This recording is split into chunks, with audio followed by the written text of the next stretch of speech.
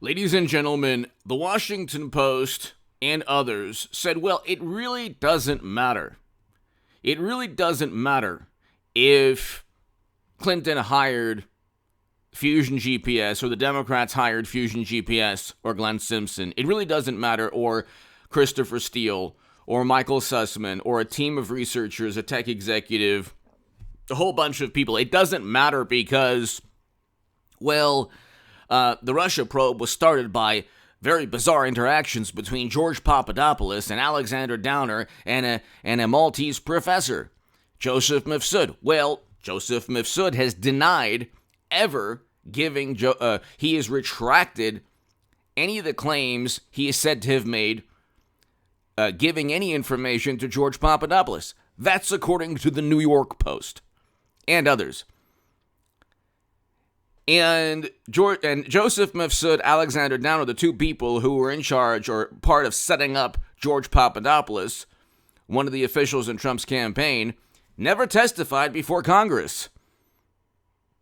I don't believe they did. I cannot find any record myself that they testified before Congress. Did they speak to Federal Bureau of Investigation officials? Yes, they did. Did Joseph Mifsud allegedly lie to these officials? Yes. Was he charged? No. But that's another story. The Mueller probe said that he did lie, but he wasn't charged. Gee, I wonder why. Maybe because that would show the whole thing should never have been started. The belief is that, well, the Steele dossier didn't start everything, therefore it was predicated on just, good faith reasons. Then they say, well, the Inspector General didn't find. The Inspector General is looking for, at that time, was looking for an actual note admitting to political bias by Comey, Ian Strzok, and McCabe, and Clapper, and Brennan, and Clinton, the Democrats. Signed, all of us. We can't stand Trump, and we're setting him up and framing him. That's what the Inspector General was finding, but even the Inspector General stated, yes, there is almost certainly political bias with Peter Strzok. He stated, we'll stop Trump. And then the Inspector General hasn't seen the last 3 indictments within the Durham probe special counsel that show the factual background of people being paid, hired, and obtained by the Democratic Party and the Clinton campaign, Trump's direct political rivals, to, in some cases, fabricate data, user-created data. You can look at the Substack of Technofog, an attorney on Twitter. I don't have Twitter. I don't have Facebook. But every once in a while, there's a good profile. His Substack is called The Reactionary. And the Sussman data was user-created. Also, confirmation of the frame job against President-elect. And so, Trump. And so, and it's just great. My late Friday night involved hitting refresh on Pacer every so often, incurring a 10-cent charge for each search result as I waited on the special counsel John Durham's latest filing in the Michael Sussman case. Exciting, I know. This man is awesome. He's an attorney, and when I read the documents, oftentimes it's from this profile, but there are other profiles as well. You can read the actual document, the actual court documents, which is what we do on this channel. And in the court documents, they claim, or they state everything.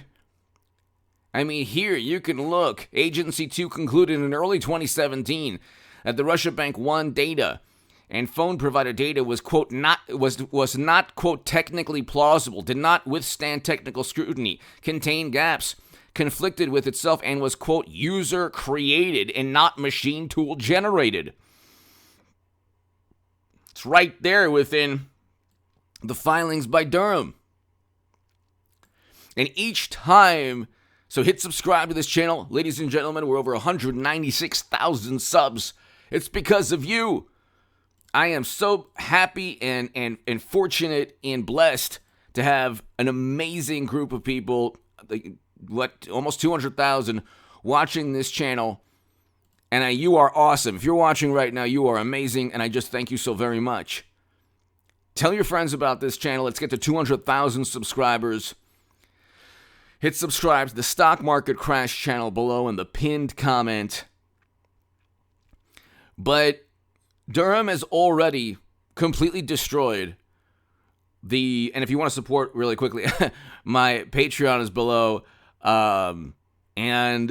Just share this segment.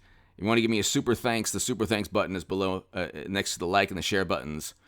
But definitely subscribe to the Stock Market Crash channel below in the pinned comment. Please also read my latest article, my article predicting the financial collapse or, stock market crash we're seeing. That's below in the pinned comment as well.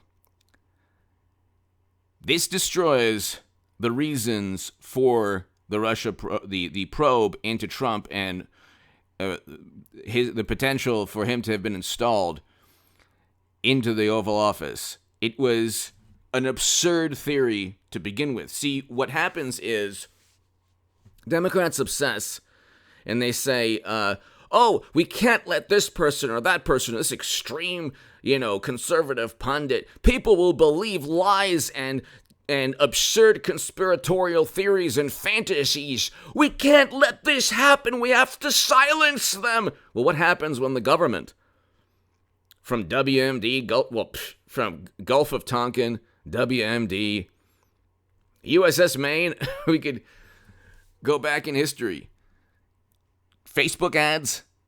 What happens when the United States government, or any government, pumps or perpetuates myths, conspiratorial nonsense, absurd lies, and then investigates those? See, what happened, the biggest problem in 2016, which is why I want a Donald Trump, Hillary Clinton 2024 rematch, is you have people, and you have to understand, you have people, and I know these people, they're really good, wonderful, beautiful people.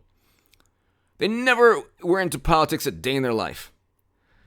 Then in 2015, 2016, they started reading the Washington Post and the New York Times, thinking it's the same Washington Post and New York Times as those publications used to be even 5 or 6 or 7 or 8 years ago. They're not.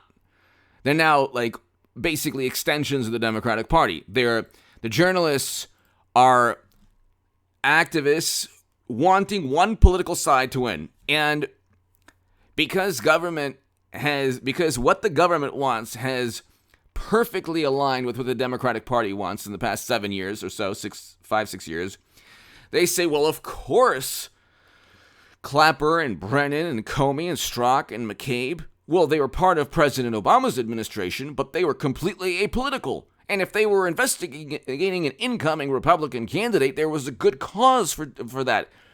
They had to investigate Trump. I mean, what if he was installed by another country? They start a lie. They feed the lie into the U.S. government. The U.S. government then investigates. And then media says, hey, it's a government investigation. That's how BuzzFeed got out of a huge lawsuit. They published a dossier that was full of lies and libelous statements. And they said, well, it's unverified. We're so proud of ourselves. And they published it. They got sued. Then their defense, which worked, was, hey, the government was actually utilizing it. So we were publishing what was essentially government documents. And people then believed it. They said, wow, if the New York Times, the Washington Post, the United States government really believes that Trump could have been installed by another country, that the Kremlin could have installed Trump, well, you know what? Even if it didn't happen, it's still worthy. It's still a huge, huge story. And, it was predicated upon an honest belief that he could have been hired or could have been installed by another country. But we're finding out now that the only reason they investigated is because information was fed into the United States government by by operatives, people hired. Michael Sussman, Christopher Steele, Glenn Simpson. They were hired for a purpose. It's so easy to understand. It's not rocket science. I'm not the smartest person in the room, but it's it's everybody can see what's taking place. They pumped the nonsense into the U.S. government. U.S. government then took it and said, we're going to investigate Trump based on a Steele dossier, Alpha Bank allegations, all these absurd theories. And then you had 4 years of the Mueller probe and all of that. They found nothing. Now they've moved the goalposts. They keep complaining about moving goalposts. All they do is move goalposts on a number of topics, which we won't discuss. Then they say, well, we didn't find anything. But you know what? There was still justification to look into it. No, there wasn't. No, there wasn't. It was conspiratorial nonsense then, and now we're finding out who conspired to dupe and defraud the entire country. 18 U.S. Code 371. I wrote about that in the Federalist. Type in H.A. Goodman Federalist. I've been writing about the Durham Probe Special Counsel since 2019. My articles are there on the Durham Probe Special Counsel. And you could read my writing in The Hill, the Huffington Post, Salon, the Jerusalem Post, other publications on hagoodman.com. Hit subscribe right now.